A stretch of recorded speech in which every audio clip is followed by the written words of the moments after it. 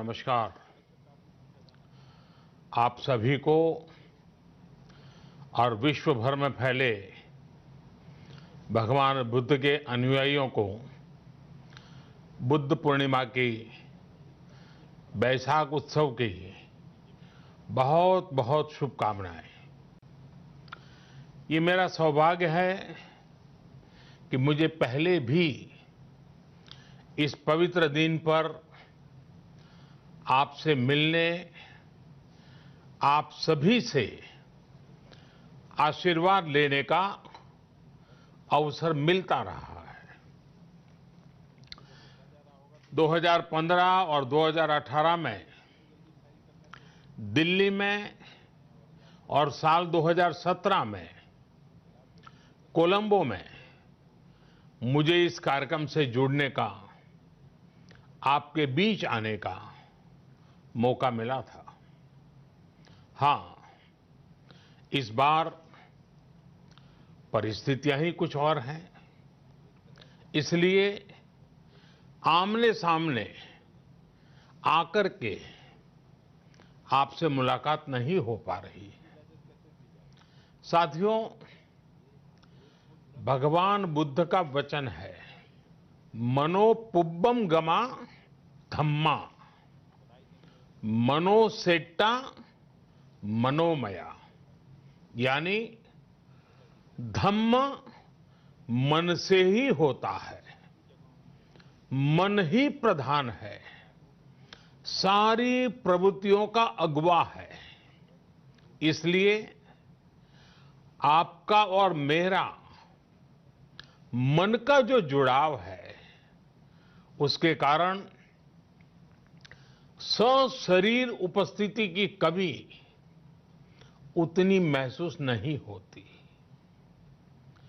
आपके बीच आना बहुत खुशी की बात होती, लेकिन अभी हालात हमें वो परमिट नहीं करते हैं और इसलिए दूर से ही टेक्नोलॉजी के माध्यम से आपने मुझे अपनी बात रखने का अवसर दिया। इससे बढ़कर के संतोष और क्या हो सकता है। साथियों, लॉकडाउन की इस विकट परिस्थितियों में भी वर्चुअल बैसाख बुद्ध पूर्णिमा दिवस समारोह, इसके इस आयोजन के लिए अंतर्राष्ट्रीय बौद्ध संघ प्रशंसा के पात्र है। आपके इस अभिनव प्रयास के कारण ही इस आयोजन में विश्व भर के लाखों अनुयायी एक दूसरे के साथ जुड़ रहे हैं। लुम्बिनी, बोधगया, सारनाथ और कुशीनगर के अलावा श्रीलंका के श्री अनुराधापुर स्तूप और वासुदेवा मंदिर में हो रहे समारोहों का इस तरह एकीकरण कितनी अद्भुत कल्पना है, कितना सुंदर दृश्य है। हर जगह हो रहे पूजा कार्यक्रमों का ऑनलाइन प्रसारण होना अपने आप में अद्भुत अनुभव है। आपने इस समारोह को कोरोना वैश्विक महामारी से मुकाबला कर रहे पूरी दुनिया के हेल्थ वर्कर्स और दूसरे सेवा कर्मियों के लिए प्रार्थना सप्ताह के रूप में मनाने का संकल्प लिया है। करुणा से भरी आपकी इस पहल के लिए मैं आपकी सराहना करता हूं। मुझे पूरा विश्वास है कि ऐसे ही संगठित प्रयासों से हम मानवता को इस मुश्किल चुनौती से बाहर निकाल पाएंगे, लोगों की परेशानियों को कम कर पाएंगे। साथियों, प्रत्येक जीवन की मुश्किल को दूर करने के संदेश और संकल्प ने भारत की सभ्यता को, संस्कृति को हमेशा दिशा दिखाई है। भगवान बुद्ध ने भारत की संस्कृति और इस महान परंपरा को बहुत समृद्ध किया है। वो अपना दीपक स्वयं बने और अपनी जीवन यात्रा में दूसरों के जीवन को भी प्रकाशित करते रहे। और इसलिए बुद्ध किसी एक परिस्थिति तक सीमित नहीं है, किसी एक प्रसंग तक सीमित नहीं है। सिद्धार्थ के जन्म, सिद्धार्थ के गौतम होने से पहले और उसके बाद इतनी शताब्दियों में समय का चक्र अनेक स्थितियों, परिस्थितियों को समेटते हुए निरंतर चल रहा है। समय बदला, स्थिति बदली, समाज की व्यवस्थाएं बदली, लेकिन भगवान बुद्ध का संदेश हमारे जीवन में निरंतर प्रवाहमान रहा है। ये सिर्फ इसलिए संभव हो पाया है क्योंकि बुद्ध सिर्फ एक नाम नहीं है, बल्कि एक पवित्र विचार भी है। एक ऐसा विचार जो प्रत्येक मानव के हृदय में धड़कता है, मानवता का मार्गदर्शन करता है। बुद्ध त्याग और तपस्या की सीमा है। बुद्ध सेवा और समर्पण का पर्याय है। बुद्ध मजबूत इच्छा शक्ति से सामाजिक परिवर्तन की पराकाष्ठा है। बुद्ध वो है जो स्वयं को तपाकर, स्वयं को खपाकर, खुद को न्योछावर करके पूरी दुनिया में आनंद फैलाने के लिए समर्पित है।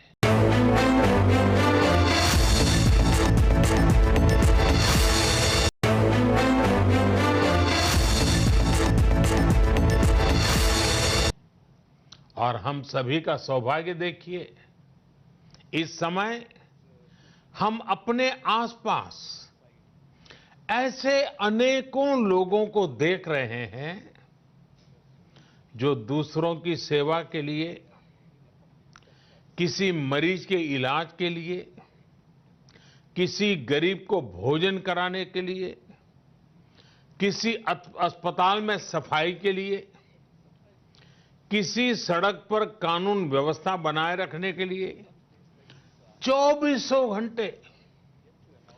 चौबीसों घंटे काम कर रहे हैं। भारत में, भारत के बाहर ऐसा प्रत्येक व्यक्ति, विश्व के हर कोने में ऐसा प्रत्येक व्यक्ति अभिनंदन का पात्र है, नमन का पात्र है। साथियों, ऐसे समय में जब दुनिया में उथल-पुथल है, कई बार दुख, निराशा, हताशा का भाव बहुत ज्यादा दिखता है, तब भगवान बुद्ध की सीख और भी प्रासंगिक हो जाती है। भगवान बुद्ध कहते थे कि मानव को निरंतर ये प्रयास करना चाहिए कि वो कठिन स्थितियों पर विजय प्राप्त करे, उनसे बाहर निकले। थक कर रुक जाना ये विकल्प नहीं हो सकता। आज हम सब भी एक कठिन परिस्थिति से निकलने के लिए निरंतर जुटे हुए हैं, साथ मिलकर काम कर रहे हैं। भगवान बुद्ध के बताए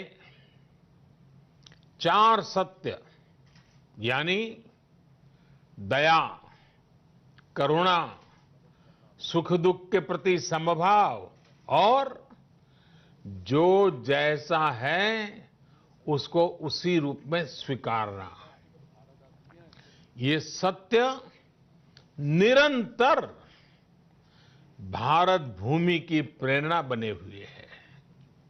आज आप भी देख रहे हैं कि भारत निस्वार्थ भाव से, बिना किसी भेद के अपने यहां भी और पूरे विश्व में कहीं भी संकट में घिरे व्यक्ति के साथ पूरी मजबूती से खड़ा है।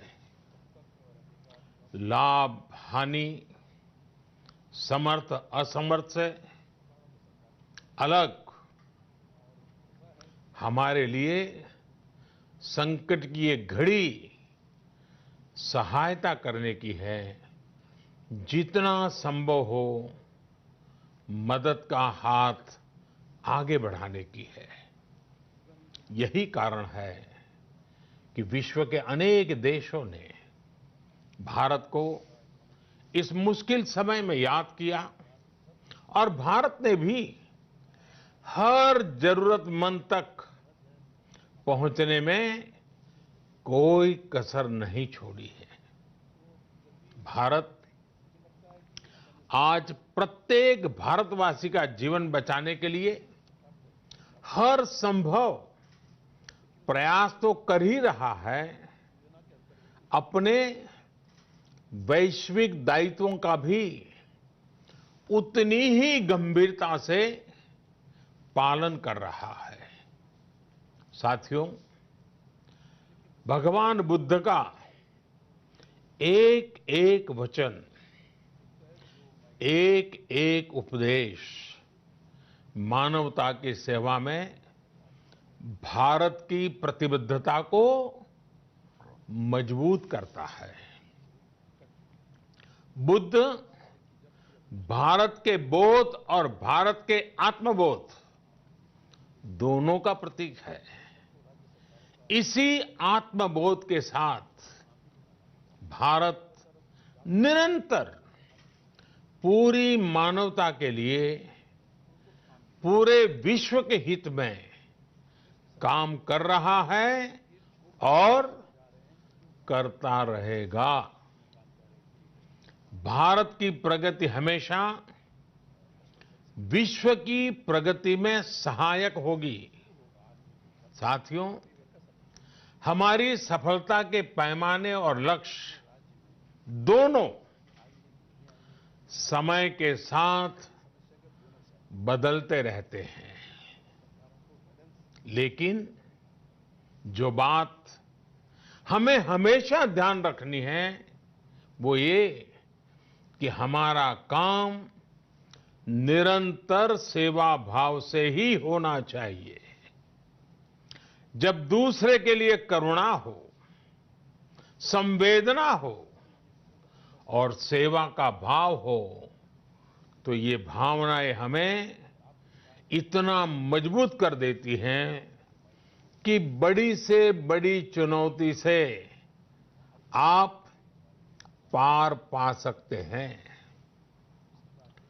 सुप्पबुद्धम पबुज्जन्ति सदाघोतम सावका, यानी जो दिन रात हर समय मानवता की सेवा में जुटे रहते हैं वही बुद्ध के सच्चे अनुयायी हैं।